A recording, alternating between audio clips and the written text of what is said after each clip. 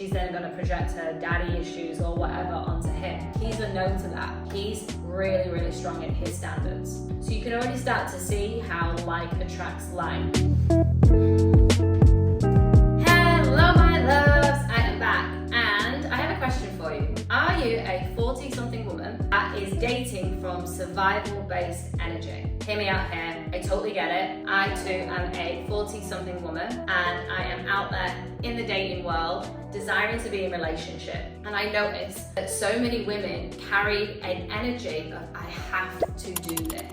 And it got me really curious, and the reason why I'm putting this video out here is because I also noticed that those women attract a certain type of man. I'm going to discern the difference in this video for you with have to energy, I have to go out dating, versus I desire to energy, I desire to go out dating. I'm going to get into the reasons why women are holding this survival-based energy and how it can actually be hindering your dating results. So firstly, there is a lot of stigmatization out there for a 40-something woman who is quote unquote still single, and that alone can be enough to put so much shame on a woman, that because of her age and her life experiences, a man hasn't chosen her. And for so many years, like, women have been programmed, not just by the way in which we live, the way we look, the way we act, that all of it is very much needed for a man's approval. So this is years and years and years of societal conditioning, and also just a lot of patriarchy and a lot of men having control over women for a very long time. I just wanted to land that for you because what you're carrying isn't just yours. It's your mother's, it's your grandmother's, and so forth, so forth, so forth. Just really allowing yourself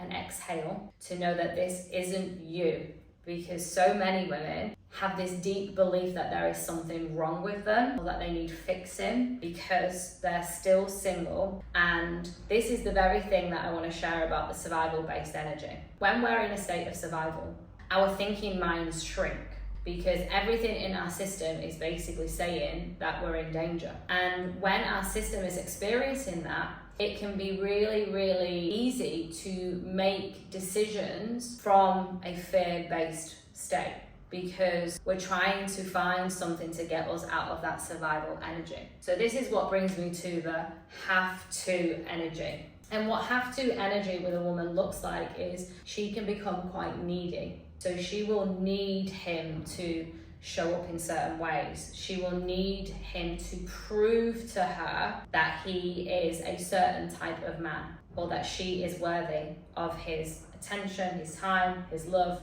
fill in the blank. And it can also create an almost like obsession and obsessiveness on dating. So this is where I see so many women hyper dating, like constantly swipe, swipe, swipe, swipe, swipe, swipe, swipe, swipe, swipe. And every time that energy goes into your body, it's like a part of you is feeling so many no's. Like, nope, he's not here. Nope, he's not here. Nope, it's not him. There's no good man out there. He's not around. My man isn't here. It's a constant pumping of energy, cortisol, literally in your body that has you creating like an obsession.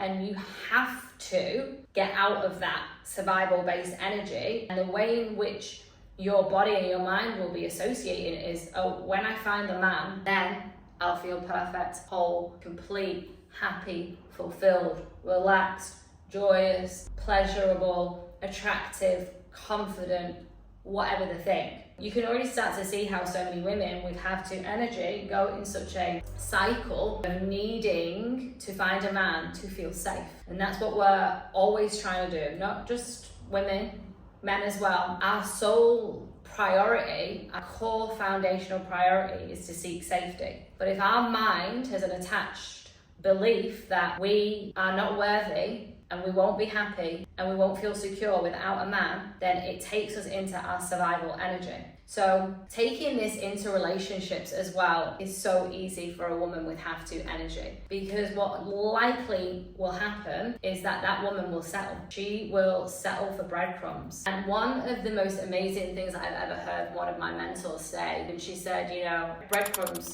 taste delicious to the starving. And that just really stuck with me. I was like, oh, There we go, it's survival energy again, have to energy, because there is a hunger and a need for it. So settling is really easy with have to energy. So easy that you will then drag that around in a relationship. You will lower your standards. Oh, so he hasn't rang me in 2 days.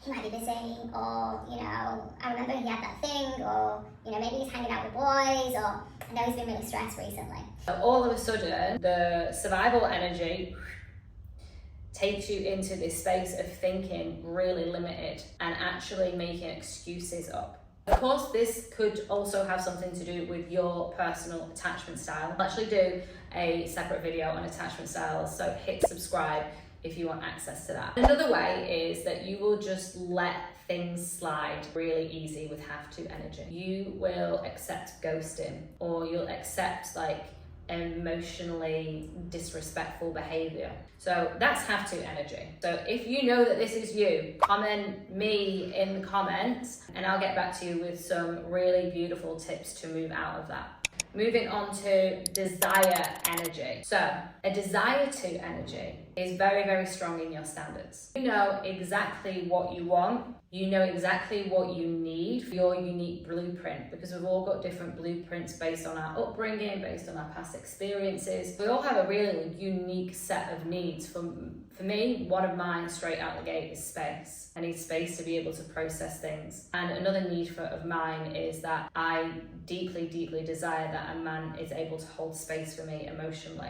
And part of that is doing the work to really know what my standards are, but also inner child work and inner teenager work, 20-something work. With a desire to, you're going into dating with a real strong set of standards that you are already a stand for. So you're already embodying these yourself. This makes dating so clean, and energetically, it means that you attract very different men.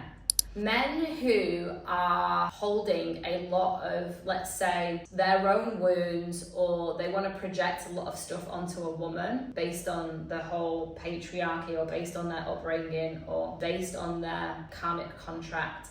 We've all been there with a man who is a narcissist, or projects, or is emotionally unavailable. It's really easy for these type of men to go to the women who are in survival-based energy, because they can sense the weakness. Whereas a man who is really strong in his own standards and is really embodied in his own worth and has high as fuck standards, he's going to go to the woman with standards. He doesn't want someone needy or obsessive, or someone who's hyper dating, or someone who's going to have a backup plan because she doesn't trust herself or she doesn't trust men. She's then going to project her daddy issues or whatever onto him. He's a no to that. He's really, really strong in his standards. So you can already start to see how like attracts like. Another thing with desire dating is you're really good at holding your own boundaries. Really good at discerning what it is that you want, what it is that you need, and holding a container and a body that say yes to that, and not self-abandoning and not dropping your own standards, being like, oh, we know. He said he was going to take me out on Friday, and I realised that he said something really similar 2 weeks ago and it fell through, and I'm noticing a pattern here, and I don't like being dropped. I don't like someone saying that he's going to meet me and then ends up cancelling last minute. That to me is disrespectful. Me holding the boundary is me walking away, or at least saying something at the very least, be like, hey, I'm noticing there's a pattern here of you dropping me in our arrangement making, and I'm a no to it one more time, and I'm gonna have to walk away. That's holding your boundary.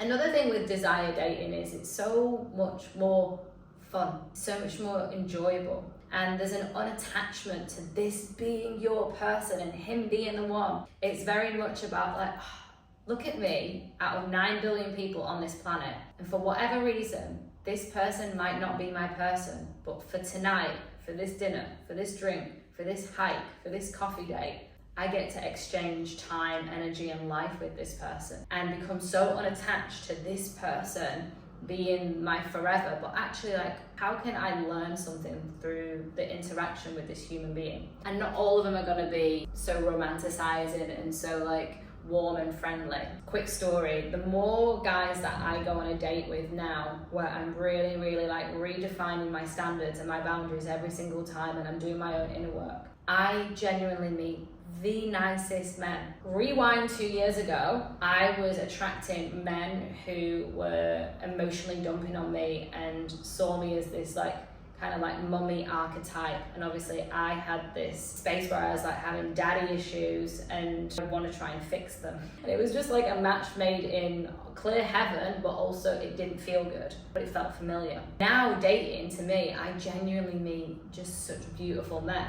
And every single time I go on a date, I meet a guy that is closer and closer to the exact type of man that I want to spend the rest of my life with, or at least a foreseeable, a long time amount of time.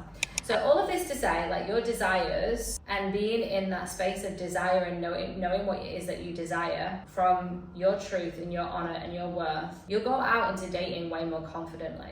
You'll be able to build a level of intimacy and vulnerability with someone, because you can't do that in survival. Survival isn't about connection. Survival's about being able to survive and need. And it's a different type of energy. I hope that this supported and served you, my love. I would love for you to drop into the comments if something landed, or if you have a question on either the desire energy or the have to energy. I'm probably going to do another 2 videos specifically on have to and how to heal that aspect, and also how to tap more into your desire based energy if you want access to those